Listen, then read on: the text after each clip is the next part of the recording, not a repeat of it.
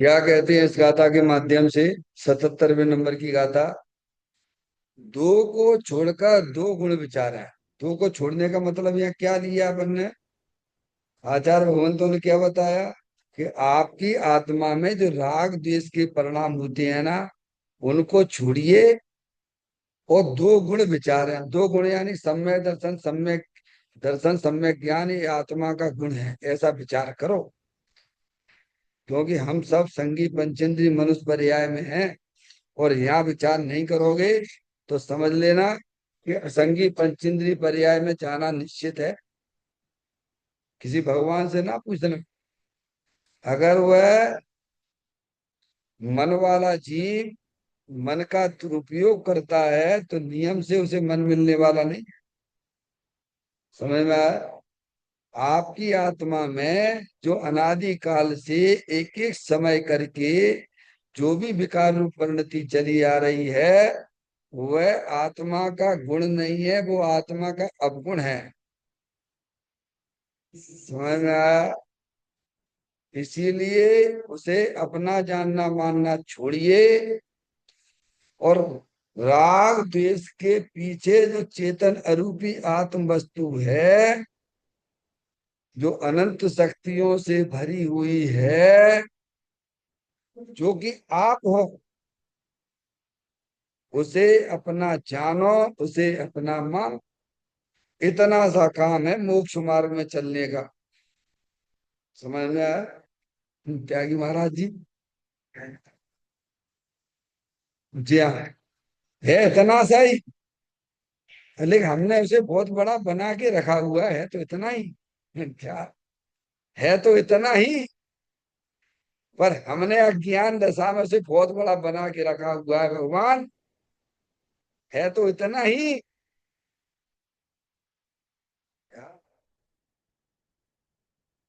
इस गाथा में अगर अपन थोड़ा सा विचार करते हैं कि हमारे दिगंबर संतों ने हमें यह बात क्यों नहीं बताई कि परद्रव्य को छोड़ो। समझ में आया भैया? परद्रव्य यानी शरीर आदि, क्योंकि शरीर आदि तो आत्मा ने ग्रहण ही नहीं किए। उन संबंधी जो विकार रूप परिणति पैदा होती है, उसको छोड़ने की बात है। सब छोड़ देते, दुनिया छोड़ दी, हमने सब छोड़ दिया। अब तो मोबाइल भी नहीं चलाते हैं क्या? अब तो मैंने शादी ही नहीं की है, मैं तो बाल ब्रह्मचारी हूँ। क्या भगवान? हाँ, तुम तो ये तो बताओ भगवान, तुमने आज तक परद्रव्य को ग्रहण कहाँ किया जो तुमने छोड़ने का अहंकार करते हो? और जो छोड़ने लायक था उसे तो पूरा का पूरा लेके बैठे हुए हो। क्या मोराग के परिणाम? संसार तो चालू है तुम्हारा। बाहर तो तुम्हें धर्मात्मा कहेंगे, और अंदर से तुम संसार मार्गी हो। समझ में आया भैया? हम्म? बहुत ही महत्वपूर्ण गाथा है। आप थोड़ा समय दीजिए, समझ में, हर गाथा पे समय दीजिए। देखिए, गाथा का पाठ करते हुए अपन जो है आगे की चर्चा में चलेंगे।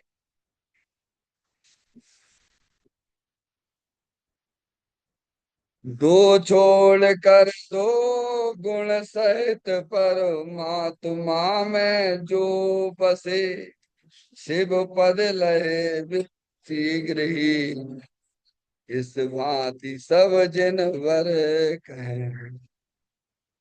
देखें, वहीं से अपन पढ़ते हैं। मोक्ष मार्ग प्रकाशक में पंडित टोडरमल जी लिखते हैं कि मिथ्या दृष्टि जीव स्वयं को रुचे ऐसे पदार्थों में तथा उनमें सहायक पदार्थों में राग करता है,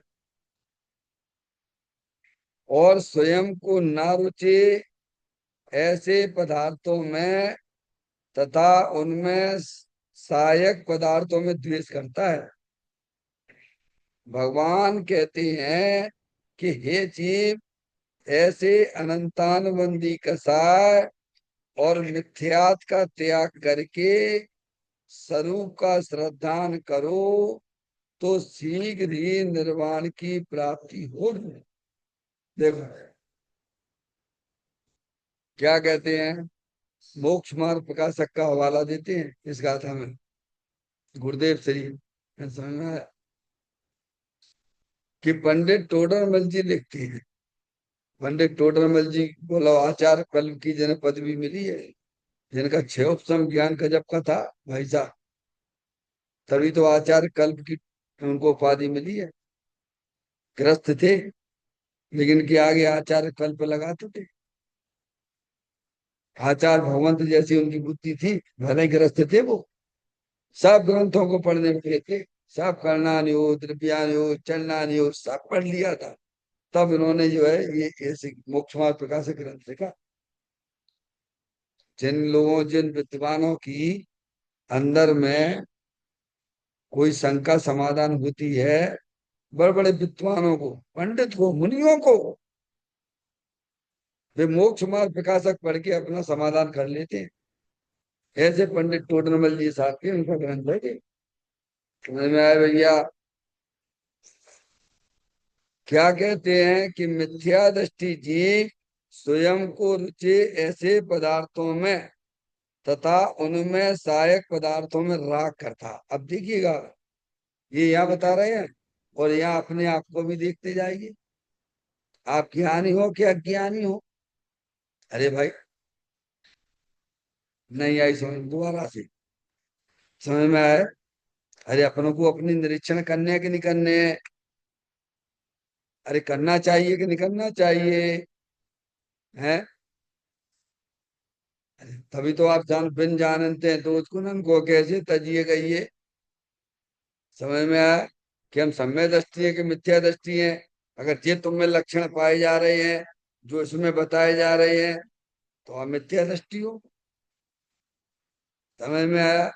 और आपको जो अभी ज्ञानी के लक्षण बताएंगे, वो भी अगर हमारे परिणामों में नहीं पाए जाते तो आप ज्ञानी कहना। भाई मिथ्या दृष्टि और सम्य दृष्टि क्या पहचान, बोलो आप बताओ। त्यागी महाराज जी, ज्ञानी अज्ञानी की क्या पहचान? चलो, अपन दूसरे की पहचान तो कर नहीं सकते, चलो ठीक है, छोड़ दीजिए आप अपनी पहचान तो कर सकते हो कि नहीं कर सकते हो?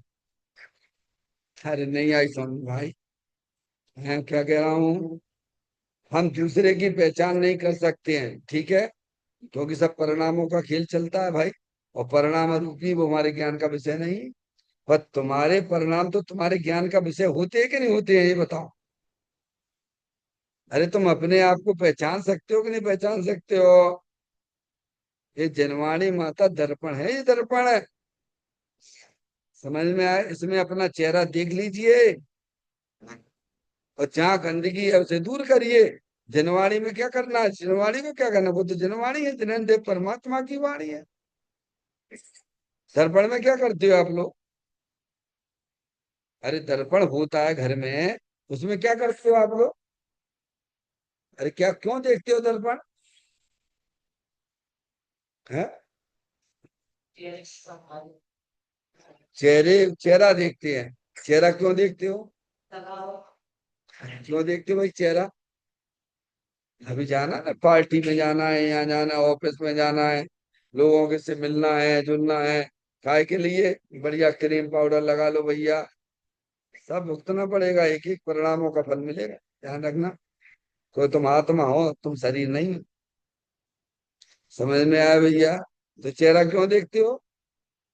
क्योंकि दर्पण में चेहरा इसीलिए देखा जाता है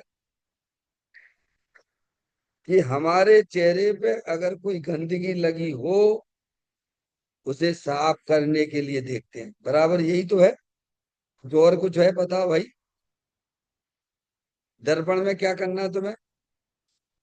दर्पण तो अपनी जगह है, दर्पण को साफ नहीं करना भगवान, दर्पण तो साफ ही है, तब तो तुम्हारा चेहरा दिख रहा है।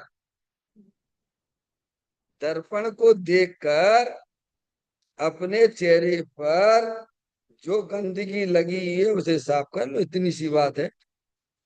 ऐसे हम ज्ञानी हैं कि अज्ञानी है, ये जनवाणी दर्पण रूपी है, दर्पण का काम करती है। हम मिथ्या दृष्टि के अज्ञानी है। मिथ्या दृष्टि अज्ञानी है कि ज्ञानी है? तो कहते देखो मिथ्या दृष्टि का लक्षण हम बता देते हैं। आप देख लो अपने परिणामों में यही चल रहा है कि नहीं चल रहा है?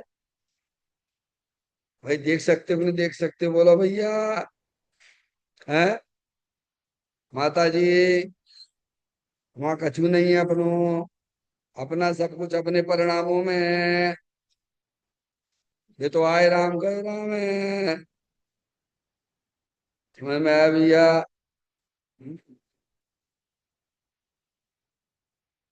तो कहते हैं मिथ्या दृष्टि जीव। अपन ये मान के चलिएगा कि यहाँ पर सम्यक दृष्टि तो पैदा होते नहीं है पंचम काल में। पहले तो ये मान के चलो क्या, जितने भी त्यागी महाराज जी, जितने भी जीव यहाँ आते हैं आगम कहता है सब मिथ्या दृष्टि पैदा होती है। समय कोई समय लेके नहीं आते थे। तो ये तो मान लो तो तुम मिथ्या दृष्टि हो, क्योंकि अपने आप जबरदस्ती अपने आप को ज्ञानी मान के बैठ जाओ। तो यहाँ से देखो, यहाँ देखो, यहाँ दिखा रहा है तुमको। तुम ज्ञानी हो क्या ज्ञानी हो? पहले तो मिथ्या दृष्टि पैदा भई। दे जीव को एक गिने बहरा तम तत्व मुदाय। शरीर को अपना जानने अपना मानने हो, ये अनादिकाल की विपरीत मानता चली आ रही है। समझ में आया भैया? इतना तो हमें किन्होंने बता दिया कि तुम भगवान हो, तुम भगवान है। भगवान तो है सब भैया। आत्मा भगवान कहो या आत्मा को एक ही बात है। क्या कहा भैया? गुरुदेव ने भगवान बताया है। तो तुम भगवान रूप देखो ना अपने आप को। आत्मा रूप देखो ना। तो देखते कहाँ हो? देखते तो शरीर रूप हो। अभी बता रहे ना। हम्म? व्यक्ति है तो प्रधानमंत्री, लेकिन मार्केट में जो भीख मांग रहा है तो कहा के प्रधानमंत्री। अरे भाई तुम प्रधानमंत्री हो तो प्रधानमंत्री के लक्षण कुछ होते हैं कि नहीं होते हैं? अरे बोलो भगवान। अगर वो लक्षण तुम में नहीं पाए जा रहे तो तुम जो है प्रधानमंत्री होकर भी भिखारी हो एक नंबर के। ये कहा गया, शास्त्र में कहा है कि आत्मा हम्म, अपने आत्मा को नहीं पहचानता तो वो जड़ बुद्धि है। वो जड़ है, वो जड़ी है। त्यागी महाराज, ये आगम की बातें हम ना कह रहे। जो अपने आत्मा होने पर भी अपने आप को आत्मा रूप अनुभव नहीं करता है वह जड़मती है वो। समझ में आया? अब देखो यहाँ लक्षण बताए जा रहे हैं। समय है 10 मिनट अपने पास में। क्या त्यागी महाराज? बहुत अच्छा विषय आने वाला है, देखो आप थोड़ा रुको आप। तो कहते हैं मिथ्या दृष्टि जीव स्वयं को। कौन मिथ्या दृष्टि किसे? मिथ्या दृष्टि जो अपने आत्मा को नहीं पहचानता वो मिथ्या दृष्टि है। स्वयं को रुचि, रुचि यानी रुचि कहाँ रुचता है? परिणामों में कहाँ रुचता है? अरे रुचि यानी राग की पर्याय। रुचि यानी राग की पर्याय। परिणामों में जो रुचता है ना भैया। समझ में आया? पकड़ो आप बात को, पकड़ो आप। है जो परिणामों में जो रुचता है ना, राग अच्छा लगता है ना। क्या? एक बात, एक तो राग को लिया उन्होंने, रुचि शब्द राग को बताता है। और फिर कह दिया उनमें सहायक पदार्थों में राग करता है। क्या कर दे? रुचि किसकी? राग की। रुचि यानी पकड़ उसकी राग की है। ध्यान रखिएगा। राग है, राग तो होगा। संसार अवस्था है, कोई आप वितरागी भगवान तो हो नहीं आप। राग हो रहा है पर राग कुछ रुच रहा है। क्या रख रहा है? क्या रुच रहा है? समय रुचि शब्द दिया। रुचे, रुचे यानी परिणामों में रुचे। अपना राग रुचे यानी राग का राग कहो। पारसमणि जो कल अपन ने गुरुदेव श्री के माध्यम से भी पढ़ा था।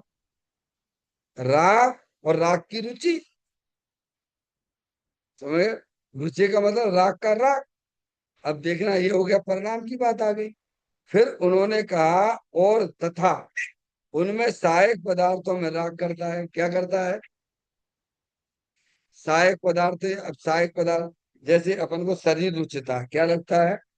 ये शरीर के प्रति अपन को एकत्व बुद्धि है, रुच रही है ना? ये बात समझ में आई?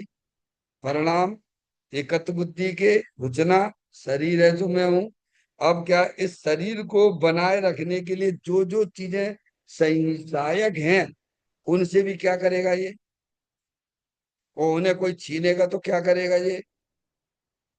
दो चीजें समझ में आ गई? वंदना, सुनो भैया, ये तत्व की बात है, करोड़ों रुपए देने पे ना मिले इसे, ध्यान रखना। हाँ, करोड़ों रुपए देने पे ना मिले, गारंटी से कह रहा हूं। तुम्हें मैं पॉइंट को पकड़ना। रुचे परिणामों की बात आ गई है, शरीर में एकत्व बुद्धि, राग, राग यानी एकत्व बुद्धि, और फिर उनके सही सहायक पदार्थ। अब सहायक पदार्थ क्या? मान लीजिए क्रीम है, पाउडर है, समझ में आया? या माता पिता हैं, भाई बहन हैं, जो तुम्हें रुचते हैं, जिन्हें तुम्हें राग है, उनसे क्या करते हो? और उनमें कोई अगर खटर पटर होती है, समझ में आया?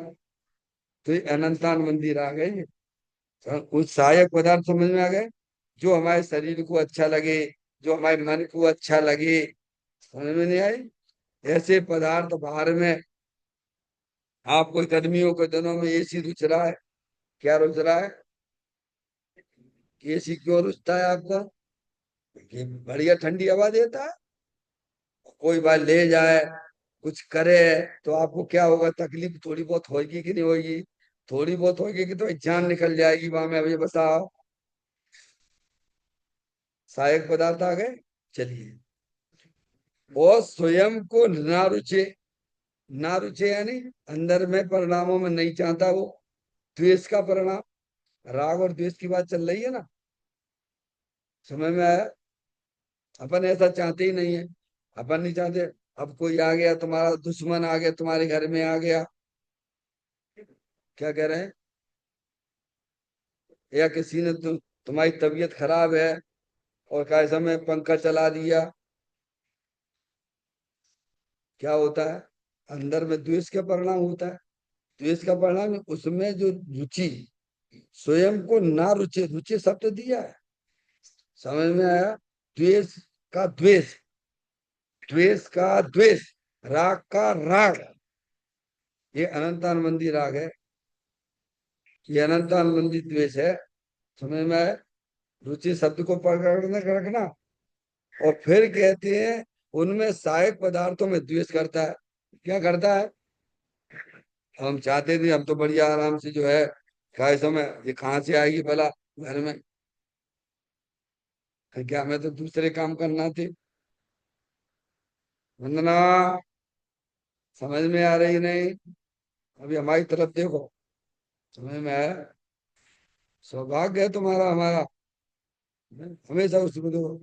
देखो, एक शैली भी होती है, ये जो है ना, जैसे हम आपको समझाते नहीं ऐसे ऐसे, ये समझाते नहीं है, ये शरीर की शैली है। आपको मैं उपयोग वहां ले जाने की बात कर रहा हूँ, ये भी एक शैली होती है। ये शैली नहीं होती हाथ की? क्यों, बोलना ही बोलना सब कुछ होता है क्या?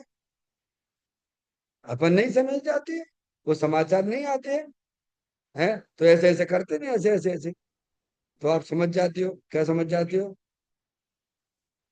क्या? शरीर की शैली है, हमें में आया भैया। तो कहते हैं, अंदर में परिणामों में ना रुचे ऐसे पदार्थों में, स्वयं को ना रुचे ऐसे पदार्थों में, तथा उनमें सहायक पदार्थों में द्वेष करता है। क्या करता है? अब शरीर को, है, शरीर को प्रतिकूलता पसंद नहीं है, क्योंकि एकत्र बुद्धि इसमें पड़ी हुई है। और इसमें कोई गड़बड़ सड़बड़ करे तो क्या करेगा? तो जो गड़बड़ करेगा, उस गड़बड़ वाले के प्रति भी, और इसमें भी क्या है, ये शरीर में रोग हो गया। अब तुम्हें नहीं रुच रहा है, क्या हो रहा है? नहीं देखा आपने? ये भगवान मुझे उठा लो, भयंकर खांसी चल रही है, शरीर में क्या हो रहा है? भयंकर खांसी चलती है ना, बीमारी होती है ना, हे भगवान मुझे उठा लो, तो क्या इस नहीं दूसरा शरीर में, समझ में आया? ये द्वेष का परिणाम। और उसको और कैसे मान के किसी ने और जाके आपको बीमारी को और बढ़ा दिया, तो उसके प्रति भी द्वेष हो गया। समझ में आया? शरीर अच्छा है तो उसके प्रति प्रेम करता है, उसको बनाए रखना चाहता है, तो जो उसके संयोग वाले हैं उनसे भी राग करता है। समझ में आया?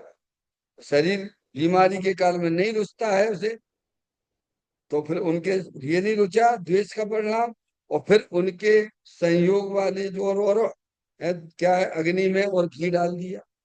क्या कर दिया? उसकी तो जान निकल गई। कहाँ पे? कहाँ निकली? बोलो कहाँ पे निकली? जोर से बोलो। है? अरे परिणामों में जान निकल गई। सब खेल परिणामों का है। क्या? कहाँ जान निकलती है तुम्हारी? कोई भी घटना घटती है तो कहाँ घटती है? वो तो बाहर की बाहर में घटी और तुम्हारी जान तो यहाँ निकल गई, परिणामों में ही निकल गई। आर्थ ध्यान। क्या है? हमें अब देखना है। भगवान कहते हैं, कौन कहते हैं? अब ये आप समझ गए, निमित्त निमित्त संबंध को बताया। ठीक है कि नहीं? अंदर के परिणाम किस प्रकार से काम करते हैं, बाहर के पदार्थों में किस प्रकार का हमारा उपयोग काम करता है। तो कहते भगवान कहते, कौन कहते हैं? अज्ञानी जीव की पहचान बता रहे हैं। ऐसा भगवान ने कहा है। भगवान की दिव्य ध्वनि में ये बात आई है। ये अज्ञानी सब ऐसे ही करते हैं। क्या? वो राग को अपना माने बैठे हुए हैं। कोई अशुभ राग को अच्छा माने बैठा है, कोई शुभ राग को अच्छा माने बैठा हुआ है। समझ में आया? और फिर उनके जो विषय हैं अशुभ और शुभ के, उनको भी अच्छी बुरा मानती माने बैठा हुआ है। समझ में आया? जैसे भगवान ने कहा, जब ध्वनि जाके सुन लेना। ये कह रहे हैं, भगवान कहते, भगवान यानी हरिहर परमात्मा। हे जीवो, अब देखना, ऐसे अनंतान बंदी कसाय, ये कौन सी कसाय है? देखो, राग द्वेष जिनको रुचते हैं, द्वेष का द्वेष और राग का राग, जिन्हें जो रुचते हैं, वे अनंतानुबंधी क्रोध मान माया लोभ में चले गए। गजब है। देखो, ये है अनंतानुबंधी। अब आप देख लेना अपने अपने परिणामों में ऐसा ही कुछ हो रहा है कि नहीं हो रहा है। अब आपको मालूम पड़ जाएगा कि मैं ज्ञानी हूँ क्या ज्ञानी हूँ। भगवान से क्या पूछना? भगवान तो बता रहे, हम तो ये लक्षण हमने दे दिया आपको हाथ में, उठा के पहचान लीजिए। यही हमारे लिए बहुत बड़ा उपकार है कि कम से कम ये चीज हमको बता तो दी। तो कहते हैं अनंतानबंदी कसाय मिथ्यात का त्याग करके, किसका त्याग कराया जा रहा है? हाँ, जो राग की रुचि है वो अंदर में, कि जब तक शुभ राग से जो मुक्ति माने बैठे हुए हैं समस्त अज्ञानी जीव, राग को लाभ का कारण माने बैठे हुए हैं, लाभ मान रहे हैं ना, वे सब मिथ्या दृष्टि अज्ञानी है। क्योंकि रुचना चाहिए था तुम्हें राग के पीछे अपना भगवान आत्मा। अरे वो भी है कि नहीं भैया? अरे देखो, शरीर है, कर्मों का संबंध भी है, और राग भी है, और पीछे कोई है कि नहीं इन तीनों को जानने वाला? है।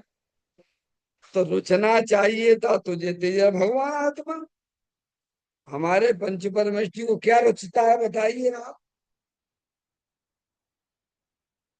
अरे पंच परमेष्टि जो पर्याय में पंच परमेष्टि हुए हैं, उन्हें क्या रुचता, उनसे पूछ लो जाके।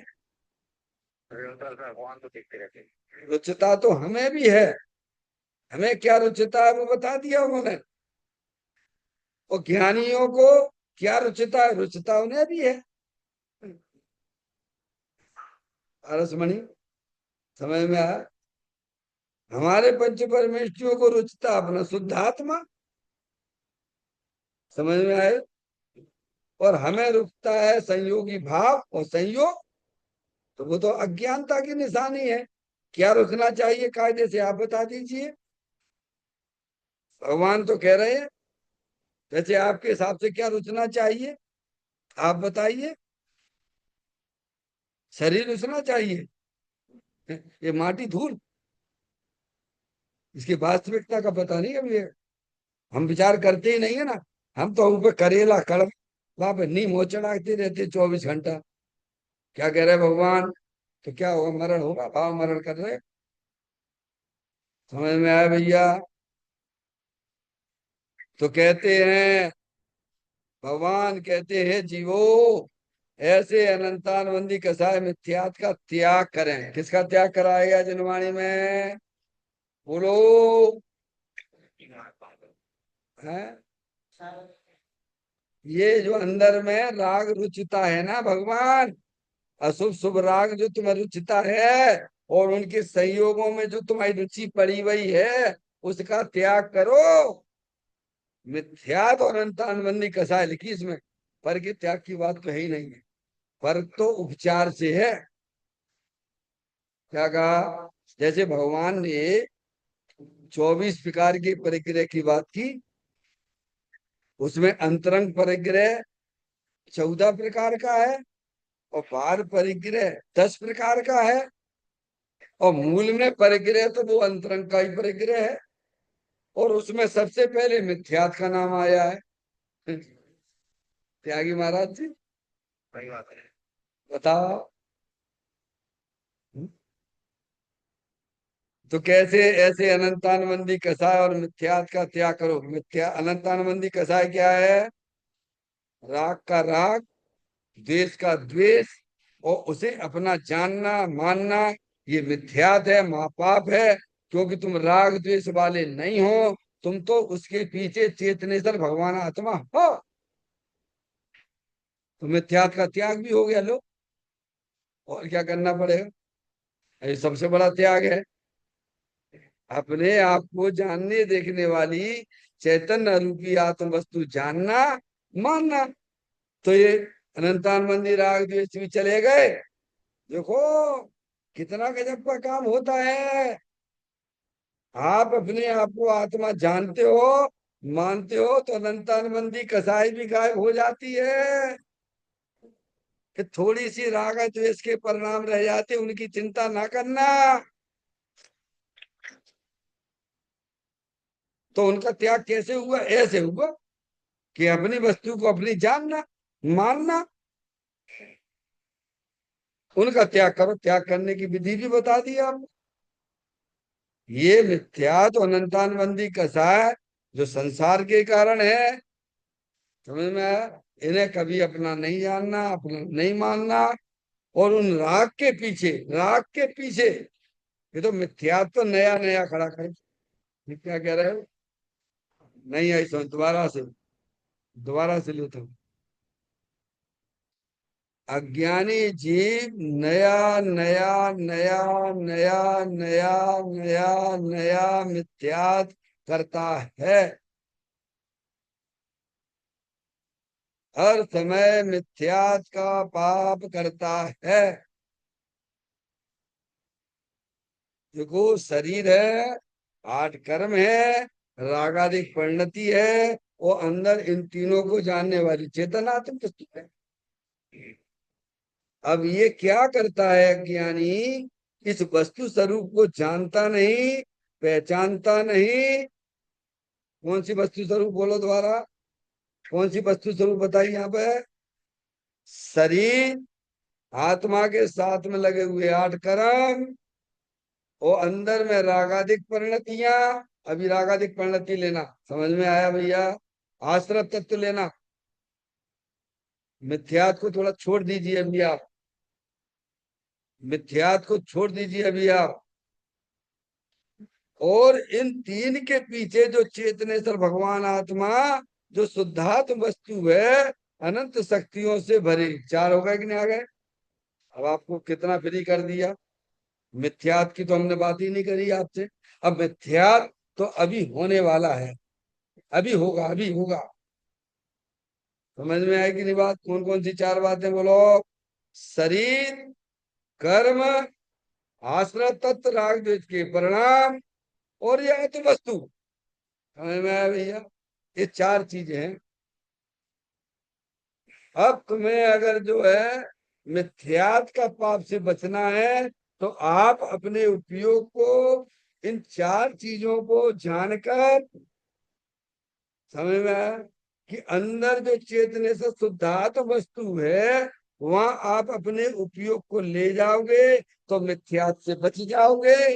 और आपने अपने उपयोग का जुड़ान शरीर, कर्म, राग के साथ में किया, अपना जाना माना, तो मिथ्यात नया खड़ा होगा।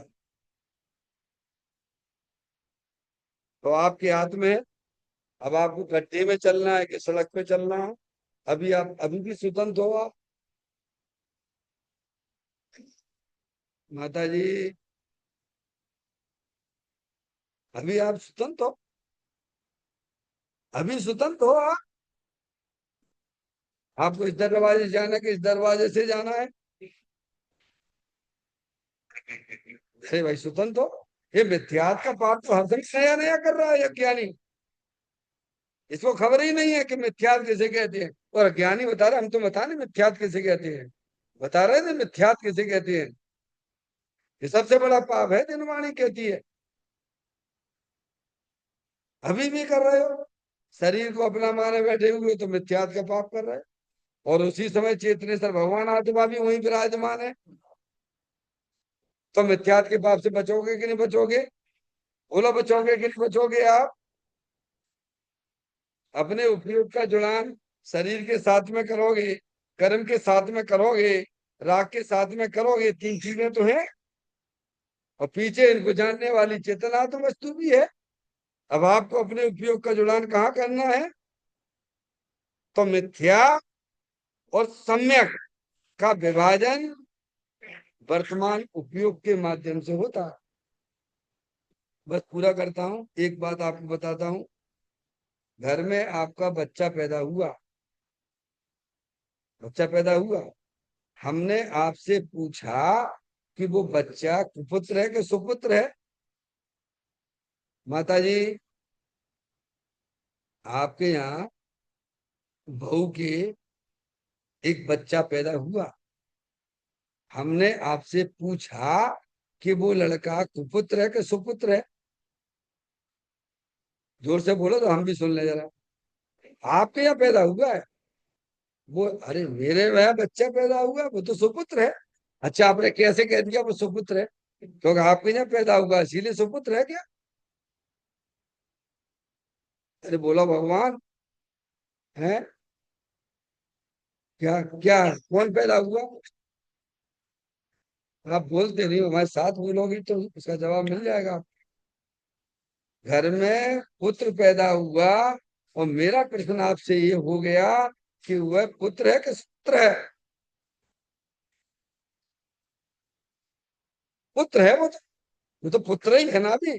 सुपुत्र और कुपुत्र तो उसके आचरण के ऊपर से निर्भर करता है। सुपुत्र और कुपुत्र तो उसके आचरण के ऊपर से निर्भर, तो पैदा ही हुआ ना। ऐसे हर समय ज्ञान की पर्याय उत्पन्न हो रही है। अब वो मिथ्या ज्ञान है कि सम्यक ज्ञान है, आप बताओ। ज्ञान रूपी पुत्र हर समय पैदा हो रहा है। अब वो मिथ्या है अथवा सम्यक है? बोलो कौन है दोनों में से? पारसमणि बोलो। है? लेकिन वर्तमान में जो ज्ञान रूपी पुत्र अपने त्रिकालिक ध्रुव भगवान आत्मा के साथ संबंध जोड़ता है, तो वह सम्यक ज्ञान कहलाता है। और वही ज्ञान पर के साथ संबंध जोड़ता है तो वो मिथ्या ज्ञान कहलाता है। आप स्वतंत्र हो। आप स्वतंत्र हो। हर समय स्वतंत्र हो। तो मिथ्यात हर समय अज्ञानी जीव नया नया मिथ्यात का बंध करता है। इस प्रकार की सुंदर व्यवस्था हमारे ग्रंथ के अंदर है, जिन्हें हमें अपने समय निकाल के, मनुष्य पर्याय का बेशकीमती समय निकाल के, भाई मनुष्य बड़े मुश्किल से मिली है, इसका सदुपयोग करें। चैतन्य का स्मरण प्रति क्षण करो रे, भव के अनंत दुख को पल में हरोरी, अक्षय अनंत निज सुख निधान पाऊं। गाओ अरे नित इसी के गीत गाओ, गाओ अरे नित इसी के गीत गाओ। नौ बार नवोकार मंत्र का स्मरण।